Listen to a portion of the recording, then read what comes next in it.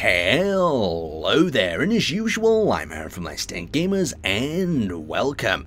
So today we're taking a quick look at Skywanderers. Now, I was nice enough to be contacted by the developer himself, and he wanted to know if I wanted to have a look around his game. He showed me some of the features, and it's recently just met its goal on Kickstarter, so what I thought I would do today is just give you a quick look at it, show you how it builds, how it plays, and how it feels, so you can kind of make up your own mind from it. Now, the first thing I want to do, or tell you though, it is in an extremely early stage, so bear that in mind.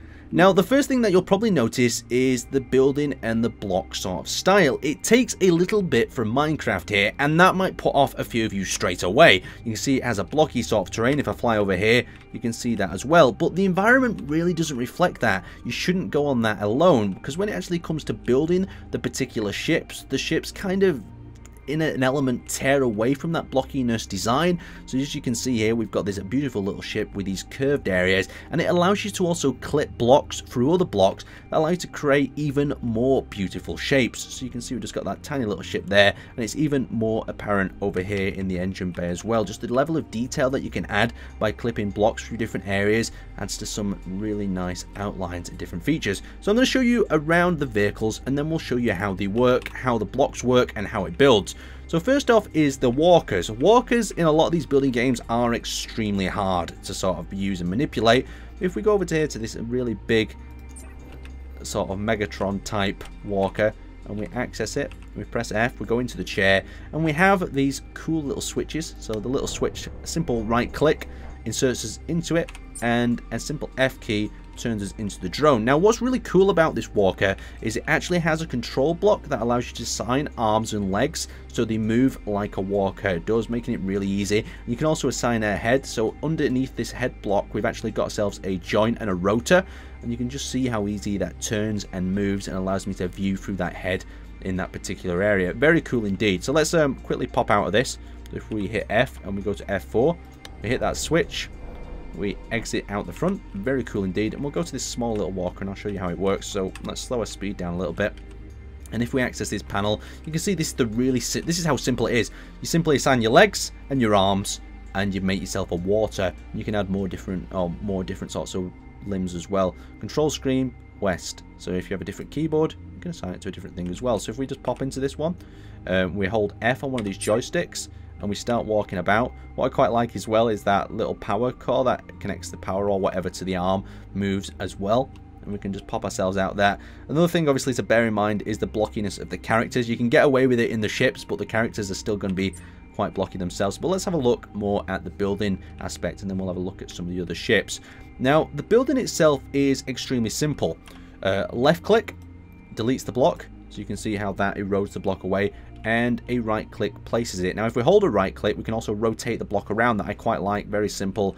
It allows you to build some basic designs itself, and with the amount of blocks that we actually have available, so these are the main sort of core blocks of the ship. So here we've got a starter block that you can place anywhere and start building your ship from it. I'm not going to go through each particular one, but I'll have a quick flick through. So you can see we've got a mirror block. This block will help to create a symmetrical structure. That is quite cool. I'm glad that is a feature in this. So next we have block core, so the power basic. We've got teleporter, so we can teleport to different locations. That's a great block in its own. And obviously some of these blocks are not functioning, so we've got a base joint as well used for legs. And you can see at the right above here we have variations of that block as well. So you can create this with different sorts of versions. Now, these little square blocks at the bottom are something that I think is really cool as well. So if we add a basic block, and we also have a look at this, we can obviously have different shapes and different angles, different sides and different parts of that slope that just allow you to build a lot more. But what I want to show you is the moving block. So on top of here, I'm going to build myself 2 blocks. First off, I'm going to build this block that is like a rotor. So we right click and that rotates around. And now to control that rotor, like you saw in the mech, we had buttons, but we can build ourselves buttons of our own. So we've got this button, and we have variants of the button itself here as well. So I'm just going to use this button to start with. We add that to the menu, and you can't connect that directly to the hull. You have to build a little miniature grid. So we need to find the mini grid wherever it may be. So here's the mini grid. We grab that, we press free, we right click, and that's added ourselves a micro grid onto that larger block that I think is just a really cool idea. And then we click again. And all we have to do now is connect up that by holding right mouse button to there by laser. And it's as simple as that. It's connected. That button will control that. So there we go. We've got a simple functioning rotor. Now you're probably thinking you might want to do even more advanced things with that rotor. And you can actually sort of program block style these if you want to, if you understand what I'm getting at. But for the moment, let's scratch that off and let's add another type of button. So this type of button is actually a switch that we can actually control the amount that it turns. So let's hold that down and rotate that like so. And if we grab the side, we connect that up, we actually have the power to move this to certain areas. So in the future, if this is marked by numbers, we can move this to particular degrees that we want. So there you go. And then obviously we can activate a button to do different areas like this as well. So in the case of this ship, we've got a button to fold up the ramp, really simple. And you can see how it vents out there, all added together. And on this side, we also have the landing gears, so the landing gears fold away. Just two really simple buttons. Now that we've come aboard, let's have a look at some of the other blocks in here.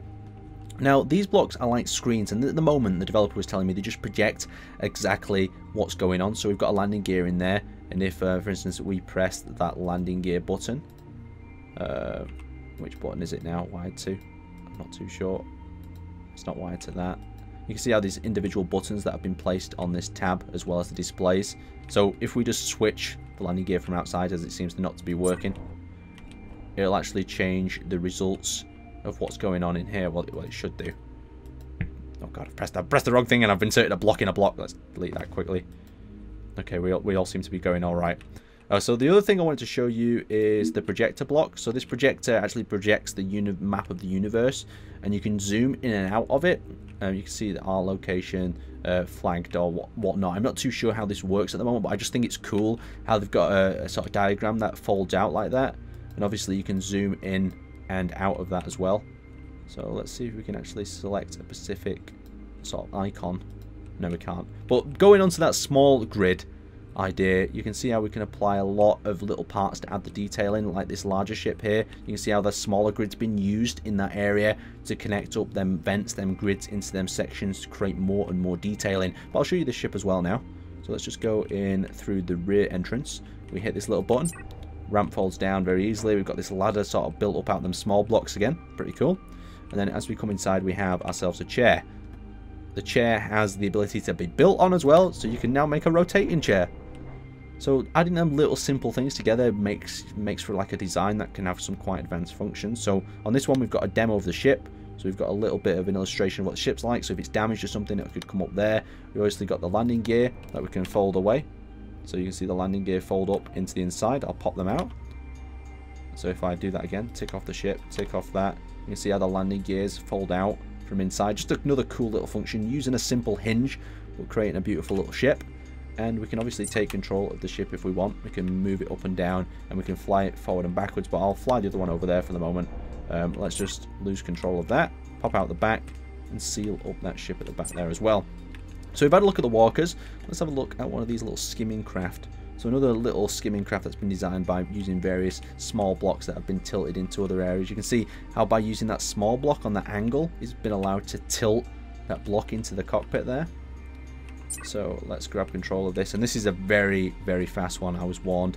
But with this, basically we can fly around the environment. We could do a full loop of the biome, because when I was asking him, I was wondering if this is limited up to a certain area, but no, you can just continue going. And skimming, oh god, the skimmer doesn't work too well across the sea. Right, let's go a little bit back, and we'll have a go at flying one of these other ships. So the flight controls, as the developer was saying at the moment, he says that he needs to work on them considerably because they are hard to fly. So if we take control, we go up into here and we grab ourselves control of that. And we take control over that. We can obviously raise and lower the cockpit by pressing that. But if I do that at the moment in time, I won't be able to actually accelerate with the craft. So take control, and if I hold left mouse button, I can accelerate and I can move around. So you can see there. And the ships all hold the momentum. So it's very nice. It's very sort of Elite Dangerous-like. And how the ships they fly, and that's what he plans on doing with them in the future. So as you can see, we've not got too many sounds. It's very early stages. You've got to understand that when you look at this as a development aspect, there's a lot done here for a single developer. So if we quickly switch back to this and we hold down right mouse button, we can decrease our speed and we can pop ourselves out. So what I'm going to quickly do is cut into some footage of me and the developer flying out from this planet and heading over to that asteroid field that you can see out there. You can't even tell it's an asteroid field, it just looks like a belt around a planet. But if I do decide to go over there, hit the actual freighter orange, you can see them over here, and each one of these asteroids is a real object. From a distance you can't tell just because they all merge together and create this blue ring around the planet itself. There's just so many possibilities with this game, and it's just up to the developer how he kind of ventures and covers each one. And with this ability, that's why I definitely recommend that you keep your eye on this project. There's going to be some links in the description below. Check them out, and if you want to, I'll publish the full developer tour where he showed me all the features, all the things he wanted to show me, and took me to different areas. But let me know in the comments below